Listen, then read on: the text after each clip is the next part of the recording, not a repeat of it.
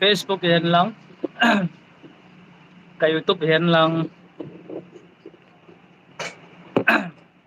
Hồi lại rồi sẽ ai ngay đồ lẽ ai cái copy dìm ho ai lâu lại cái channel invest page dìm ho na bon chau chunga cái pana kan pong e cái hi le Tony Sangboy tu tua hi Churchanpur Manel Kopia kom je hin turin kho hi neu khat kong ho lim go da hin ain la kong ho lim go wanga chu ta te teng la kalum gela ka sei go do si ha mang yang ji pilam do la kong ho lim dam ti wang chu kinong ka sei thei pon kama meng meng kanop nop kan sket sa yang da hin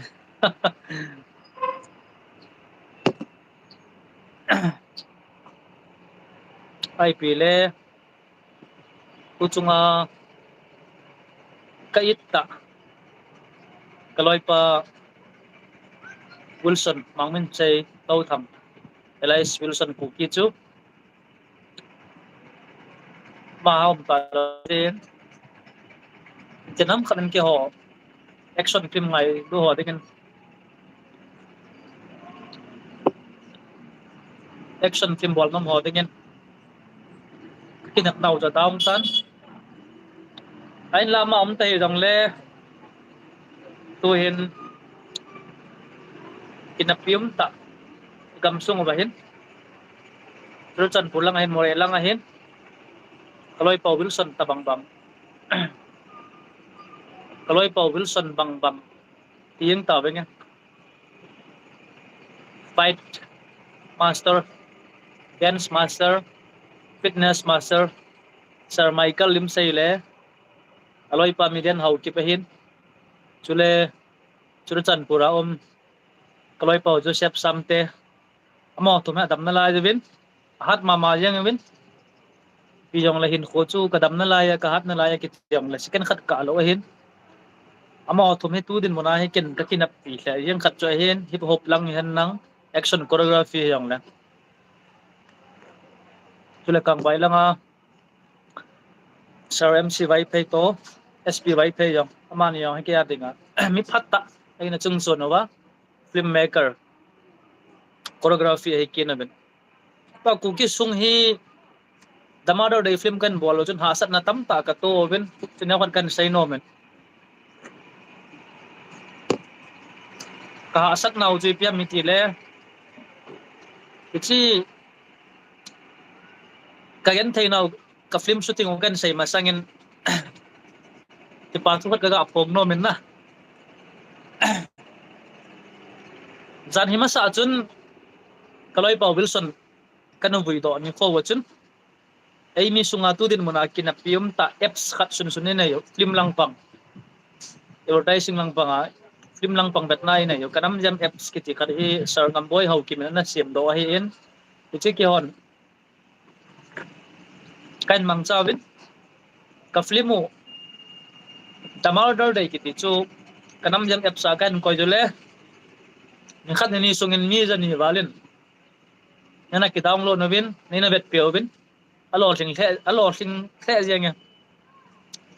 200 plus and nana ki download na wa film na bet no hetan chi film hi so na ki chai kum me sa ho ja na complete ai ta in ain la actor hen nang director lang producer lang he jong le neu khat su kal lo thei lo khat anom dia chu film hung dilai kha hi in mi dang film banga khu khwa area ki chona so ki bol lang ai pon chule mi dang film banga alak lak na ki moman pon a film in sim do pa Sir Frankie dengan nang ha sa the yang na chung chona chu a film chu charity show tabang in pat ka tiule loi pa Wilson nei da la ki ta ya wa chu payam talo na ki ho na to mi do si fel tan ya chumi do sin ipata jangat jang ni pan pi thai kha law ka tiwa kanam jam epsa kan ko do hit na ki pawe atia mi jani wal hon ni na bet piwa na sumo it chalo hela sumle pa it chalo hela dang ka jakana ne chop yo ti ho dinga ki pa mong mong hetan chule nam ki ku ki nam pi kham to bet yong i mo ben film lang panga to hen sei ma bangon ya comment thei hi be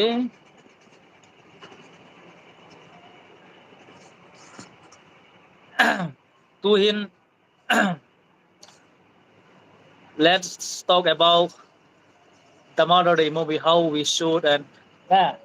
ipiti kan bolawa ipiti kan struggle ham ti pa jina kan pon do de hen ichi film hi oipu Frankie to 2021 February hi March a kong keu to na story ja kai kan chai ho na itia chu casting at hoding action film hi ja chu eding a yang very interesting khat ai in tain la ka zo loading be khat script kana ki than kha he tai ke ta sa dolin ka hat pon ka kalong ka pha jo pon back flip dong ka bol thai pon na itia film hong ki chai zo wa action choreography de mi kan hol pana chun koi ma ha kana mo mu pon na tule ka ta san ta ho yang koi ma cha kana ki ko do jo pon ga sai mat kit lang tu chungai da la pau loi pa Wilson chu mi ka hom tho lai ta mi ka hol lai ta en kong ki mo to hanen ama hin loi pau Wilson hin tu chungai da la pau hin ka ga sai ko dong le ka emotional do en lungsit om ma ma yang amang chapang cha hen la yin actor thu pi ta kai lo bang chun so san hin lampia pi bong a kun ai na ki mu pin ken lo introduce ka ki bol sa en tule nalim hoi pen pen khat nei pin ichi film producer damardo dai ki ti film ka go na hin producer pa nalim ka mu sa no min deyam kan dei te yang ka ti la thanom be ase yang ki song la len na Tony Bro ina ti je hin so san hin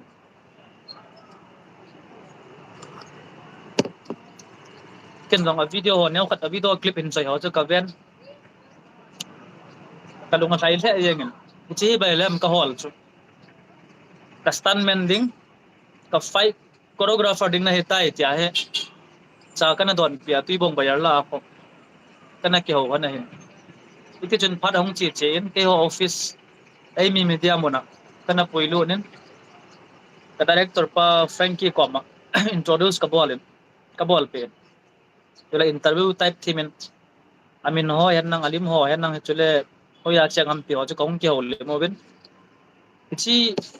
damado dei pura free ma ko fight choreography ding a chu agreement kana ki bolo ben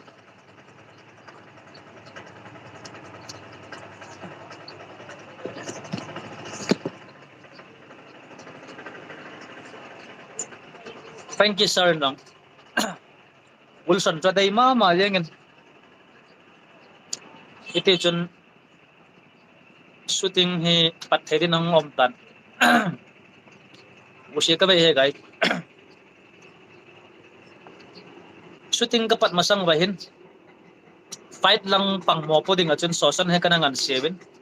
ito naman schedule and gisemen training apoy mo at least 4 day from pe na nili nga be training iki train o nga ye hentin kyam ka tha nom ma yengin ki pa the yengin lunggel bang tai na bol do pe hen kana gen thaidan dan chu ke yang tilaya chu lockdown lai ta he ya chu cha te la school kai thai lo ke yum na chu tin kang phai lam ka director pau ka office chu pu ka prang lam ei mi media office chu ni se a chi dai tai ngai kit kachanu ka kipui jin agu goin auto ka man jin sin ka paranglam ka na gay jin ka ki ho ji ben film kapat shooting kapat ka wa chun eti acho loi Paul Wilson chun tu chung ai da na Paul min sei chun activa khat anei yen gari nau khat kong ki het pan chun ai ngai lu de sen ama en na au pai ba sa yen bai tu ni pung ni le ke ho area langa training bol tu he ai ti ji kyam henge kanom poi ka ti thei ko na ji chu ke ya dinga pan la hi zia chu na tia chu kyam kham khama ai dinga jong uki prima ka first debut movie ti ta ham ka first hero hi na ti dam film hi ja chu ka ngai lu de sen da bar dai he iti chun director pa nai sai pe dum du ya na ki ham bol ngai ji sang boy na sam nong na tan loading na look song na khial ding fitness kitile bodybuilder looks lang pang khoi loading gangster looks na up the thu ding sam nong kon de du ding fitness song zo ngai nung lam malam back kick side kick hok na bol thai ngai ai ti pe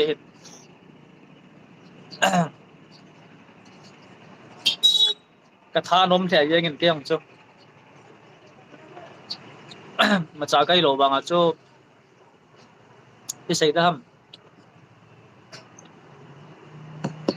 action thanom mi khat kana hin na Wilson jita kong ki thota bin training kan pan ban ai la aha satan dan chu ka kallong ka pha jo lo ama chun ul salong a hetia chu sai hin jang ground sa lama khoi pui to je ba fight ho chu ka kong kiel jo hin na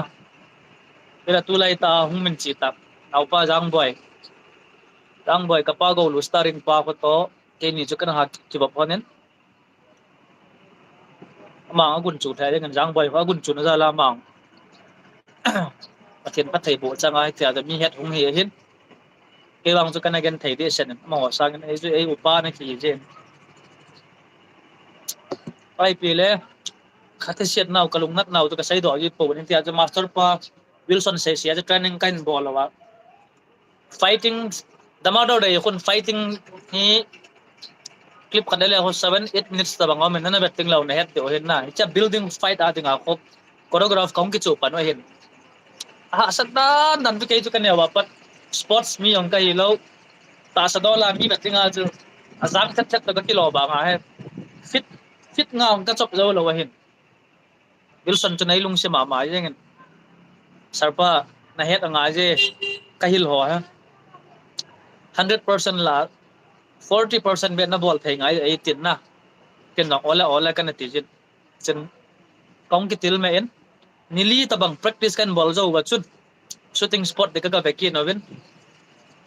chia yang chu gari mang ki nei lo so san ma ma tu ngai da da pau loi pau ma ma hen thip chana ai son yung puyo ka tila nil ngai lo khau ka nei po yang ti ngai lo ka gari hoi moi hoi yang ti lo wala la in ho ji tam thi kang phai lang Emmanuel copy ko hung sung yang ji ka ga gyal le ka ke pa mo mo nga chungin ai na kho sa dan sumle pai na ki pi yong hello atha jung a se na gari yong an po do kit ai yong sumne yong ji ke ti lo ki ngai lut na zala chu hi tia chu dama do de ho kana bol khom je ngwen mi tam ta mi zakat walang mi tam film a het na gangster movie a het iti chun fight practice kan bol win tua moi rang salanga ta mol phei tampak ko ma so pite pai pe te khu khat omen tlaya ho building si khat oma government building hoi ta na sa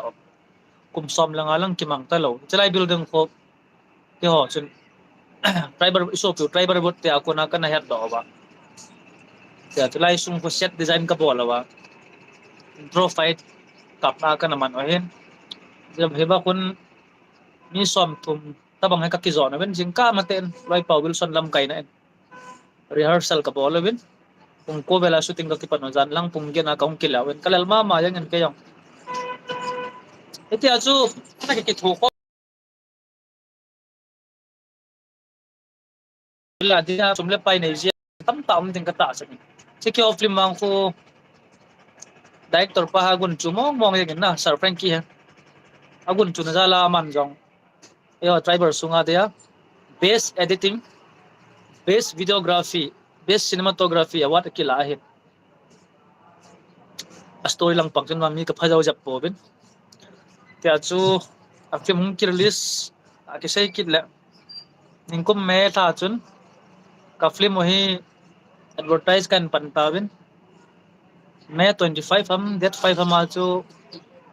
releasing bol ding ha kana ki confirm mi zo se chief guest VIP hong kana holo le kha kana hop cha yo hetan ale che ke ho film so ni khel khela chu Dr. Mark Haukip ama he aung ki mat ne khoe kienen ale Dr. Dear Mark Haukip chung changa mi him chau se jing ka pung se ya pana hong boita ale ke ho film chu ki so thai di na o chief guest so hong na dio ta ki lai dip da ma he tan na ka director pau to chule ka producer pau ka sponsor pau ho puloi sar USB loi ka phone sir if film hi tunin ni kho he premier show ki bol ni he tan ahon do ni kho he tan ala tuibo nga boy tan I ti du ham ka ti he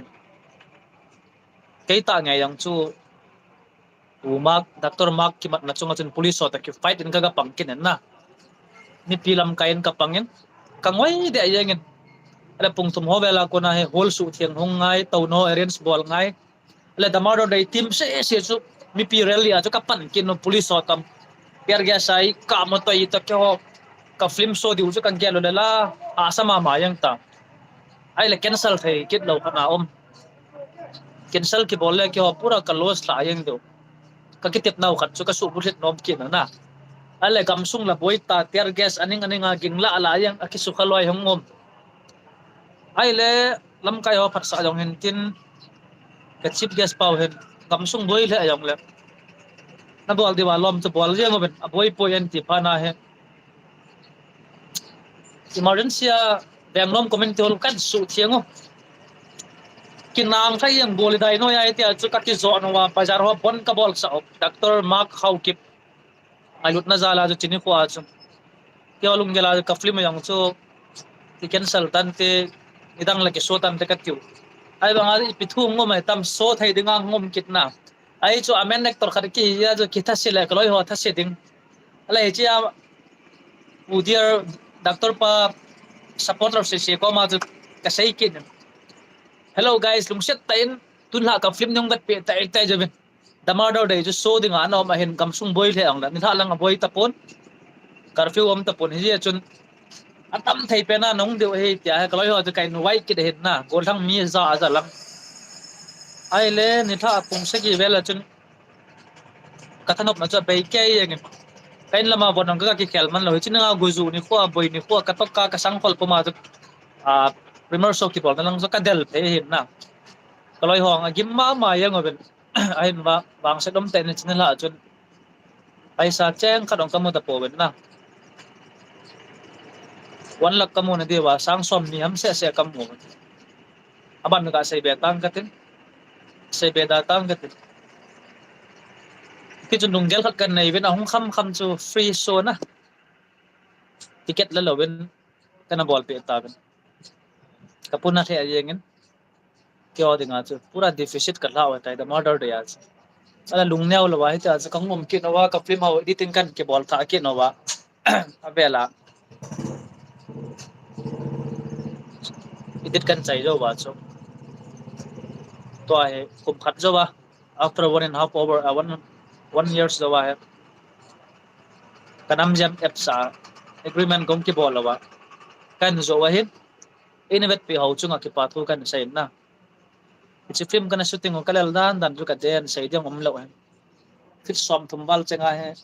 loi paw wilson dun stan ana bola hin na a film be hon namu de he camera ke kama ko asang ta ni ma namu mai thei stan ki bolo ta ngan hin na china thei khop atia bet pa kan de la ul ba ya building to building ka chom kho loi pa wilson hat na zal hin na tinga go zo kit building ko ki chot nal la noi langa ki lyang i tho zal yem de hin ti chun phat hong chi chin guys ka ki pain ke jong nei nga lut na zalwa konung na rampi actor khat chukong hi mai the hin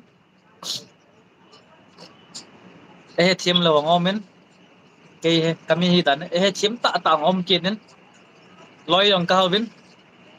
loi phalo wang ka hobin musit dong atamin ngai sa dong atam de ka ta sanin to in the model de chung chang chu da ki dan hen nang aban sai kit lang tu ko ma hi pathen lung se na June July ka hai full film che the murder de tai lo he film ni hung so de nga hit na ka zo nga yom kiti ke ya tinga very interesting khat hen script kana ki khan khat hen che ka zo nga yom hi ningkum November an shooting ka chai je ben na che la gam de nam chung chang ku ki te boy dan thu yaw khat azawin chula thing noi mi ki kap to na film a hin chule che film hen in ho sang a mei chang chang khat ngai lut din tie bet sai chula pa le cha ki ngai lut nei jong ai ke nem na main actress a chu sana khongsai to ke ka ki chep hin che ke te ngam ka nga lal pen khat choi tan na pi le noi le gol te ho ai mi film supporter hon nei ngai lut no le to ang so ding ka zo ngai le kum som ni film he nei na bet pe tai tai diu arilis sing ni ko le ke ang kom lo mai the hin Rồi, cái madras kam chenai gama chi ki ding kai tai na plan len ta ka nei hin ka plan gon chu tu nang ka sai do de ka sai do nom pot kum som ni chu hi la pu kelvin khom sai ko ki thai lo film director pa wa hin na mau the shooting ka bol ben in kum November pat tu kum February chan chu kum som ni film bol na phat kana pe ki hin chong chu ka zo thieng tan voice dubbing hong ki chai tan na kum som ni la ka zo ngai yom he kia dinga tu din mona upcoming film ma hin chule ani nia hong lol sin din ngai ki ka ta sanin non dong ai chu film ki ti ha lol hin sa mi pi audience sa ki ngam hin na e chu ai hero ho a film maker lang hon ka film chu ano ma nom ki ti yang le thula lo so the hin ya chu nain vet ting law itabang film ham itabang story ham ti chu na het de wa hin na e chu ke hin a story ka ga sai do yang thai pon to a film line na ki pi khat alung lut khat ki hi ya chu etia ka holip na kan sai do ka hin tin kia dinga promotional video ng tan lung set tain tun to ko nin wang film langa ki pi ho he in support ben nang na enge nam khat chi khat ina jala chu ki dam na yang tam ding le ai dan dan a film tho album tho kai je wa chu ai dam emotion dang tam de hit cho chu ki ho ku na ki ngam hin ai pilen ho mi pi a ku na ka dai kan chu I bol thei pen chu support ai engin na pan piu te I kalbal ko e ho mi pi ho hen actor ho I pan pin deu tang lo hen sum le pai tin tum jong le e ho actor ho I pan pi do lo ya chu film be ong ki so tieng le than om ten na South Indian Tamil ho bang pon a hon hoden ki zo noi tin a hit lo di khat hit sa lo hen in chen na hen nei diu ku ki society so nga film hung khang to tin film maker ho hung hau sa ding director ho nga char jong hoi ding actor actress ho yang athalo khulang pe hong ding a hin kumhat kumni sunga hi so pi ho mai le ho ai pha yang do hen na not is sung be a second be hi go de tu ni so pi mi zo ho bang ho lar sia app sa nei ben na ki jan dan dan ko mo ko bana pa hol na yun chi ko cinema hol ai mi sang to thai tila idol ko pi ho cinema hol nga le go pom kit film theater hong ki so chaya budget zat tila tong zat han ki mu zo wa jang online apps sa han koi kin lar sia apps ko janila som nga changa ki cho yang cho mi zo film ke film edit mong mong ka na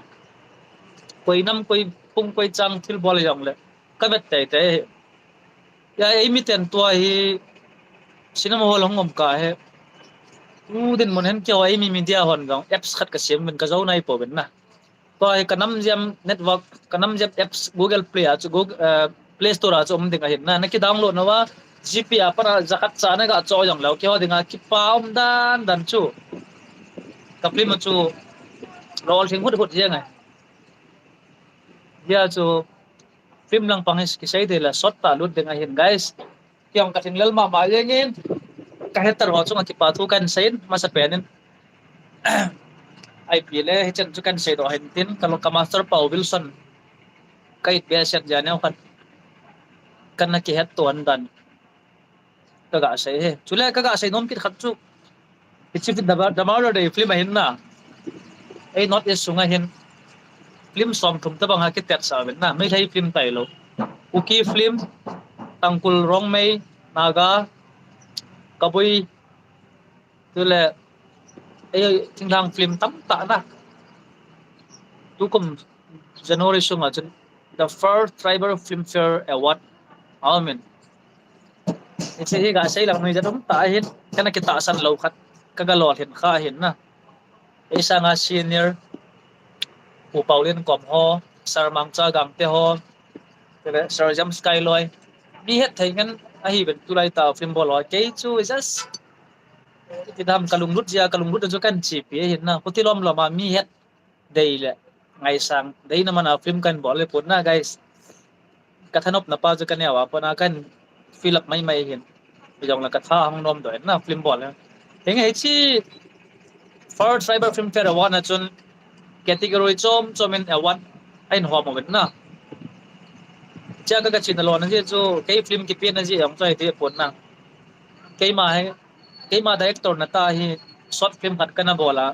short film category a best director kan tu pahin ahin la jil na nei lo na ki je chang ka lo sam kit tan na ala hi chi damar do dai cha hin na la yin na selected di sa hong zau tan emi film a denga hin ko kit teng to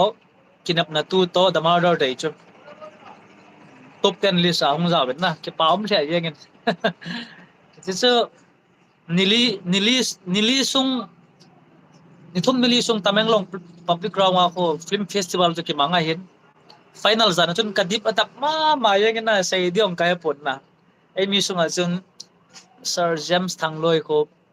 what and pimasawin abana chun Sir Mangcha gang te chu them khat what akila kinen na abana Helen Boy ke ho actress nu ama hin best supporting actress akila driver sunga dinga na abana chun rong mai ho ajak ta tangkul hon what akila ala yang best custom best makeup best film na ala ke ni film he Sir Frankie to ke ni film he best cinematography goes to the mother day Mr. Frankie Son takhan te wajan kakipapi da nan ka director pa kamit fi long le na kay sang hi yong lang pempat bena san de kana ti pe hen Sir Frankie ko ma chang ai le cinematography adinga what akila zau zau chun best editing hen ti kin pa cho emi media hen ko kin ke media akipada dan cho wan kama ka ba ayang hon na ai le chido jo chin best film and ko kita best film mang chu isop yu anal hon na chandela nga chang best film award kilawin chido chin best custom none rong mai hon kila kinawin so chin best actor la actress ki sang de tayen tikin na kadip adak ma yeng na ai ma ke chu kinap mong lo guys best actor gala de chu isa nga senior actor tangkul actor mi modeling ngan na ukisu nga mangcha gangte Sir Paulin komholoy very respected hiu moloy ala kin award ka ala chu ba na ko na phat thai na hong ki bung sa bang ye ngai hin ka kita asan lo lai ta in may nga pathin ko makipathu kana say manen na pathin man sai he jong lang ka film pan na kana best cameraman best editing award kila best supporting award thum ka kila tabin kin mo hi ang lang kaloy ho chunga phathei na bu he kei pong phathei nei bo na to ki bang he tai tin pathin ko makipathu kana sei manen na kila kaloy no yang hen ima chala hi ang chen pathin thangban na ti hen na message a lung neu lo de he an ti ale message som ka bengam ta pon na best actress hong ki than ta hong ki ko do ta cho ai le best driver sunga dinga to best actress ko ham iko de utai ta Miss ito tangkol nunga kat na asimray kiti kat no hen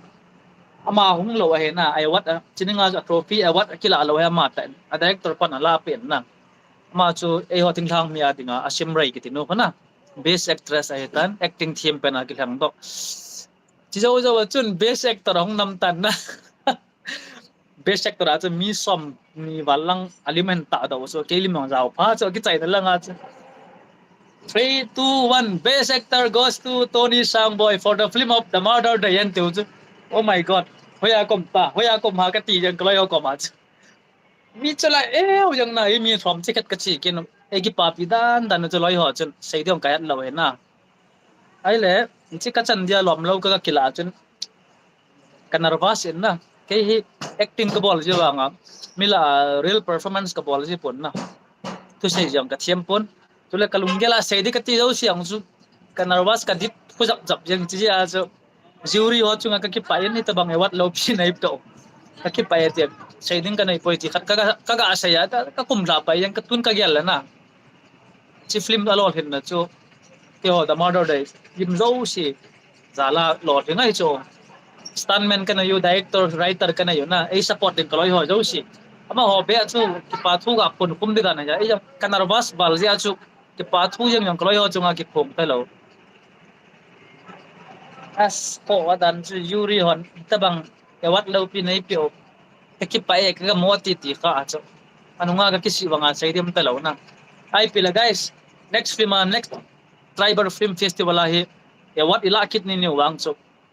thu sei yom ke thiam tan tin na to video ke a hong viral pen ko english sam ipiam long ke lo na ka ti ki thin sa sa ka sei ni na thiam ma ben na e ju ai pi na pa na ita banga tribal sunga be sector chan dilam he imanga kimang kimat khalo he e chu takinap na to ki to lo ka dai pyo pathian ka thang ben na chu le chi awat kan la zo zo chen kaga sei got bang an kai emotional do kit jeng na kaloi pa wilson athipa hen ana het masat kit he tony bai sarpa kasai hiloham nagun chunan na lor hen sa hi congratulations nglo lo yo kap ilop deu hi an anak tan mi sia sa ka ke wan na tameng long apat ka ngole sir frankie to ngui hewa kong wan banga ki pa ata na lung sung chup ki pa nengen adi mai ta to loi ho ga mo easy chanai na welcome ai lo le organization film development langa loi hon hin ki pa pi chu kanga le la hin na ai la ka thasit na ta khat chu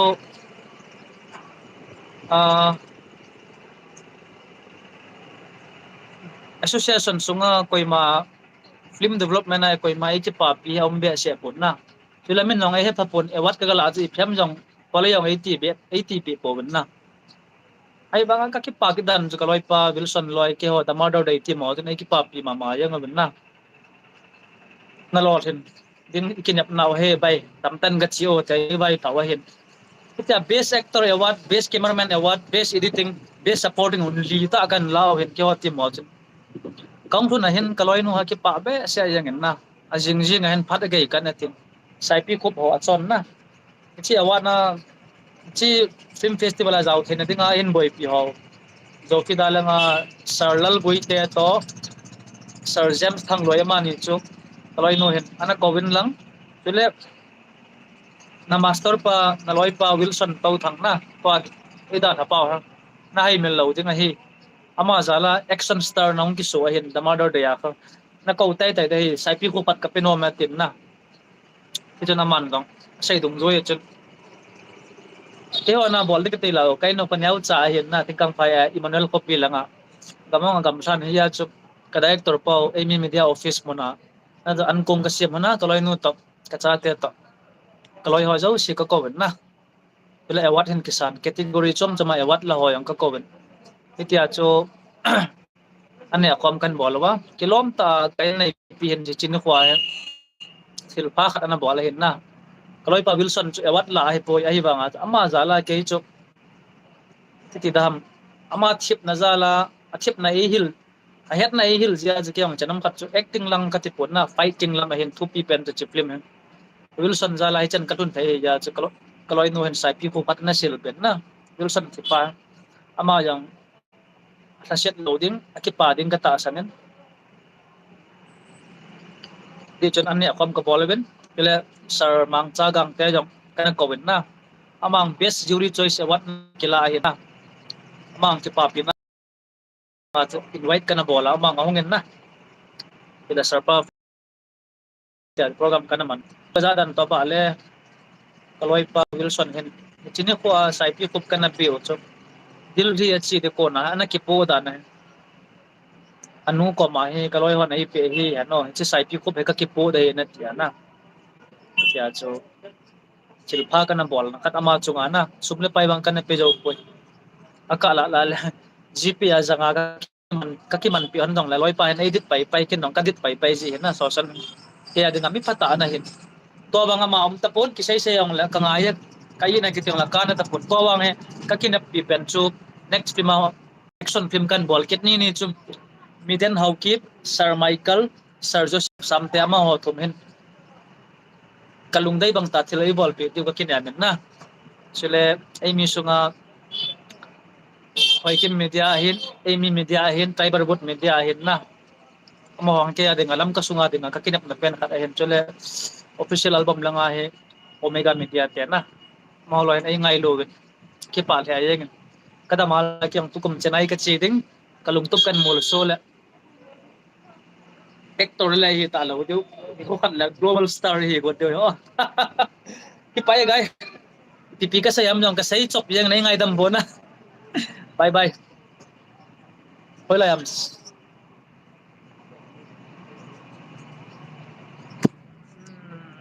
comment ga sin ngai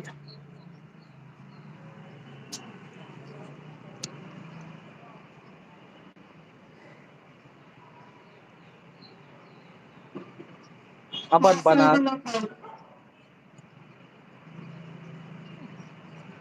you're sending the stuff now ang patabo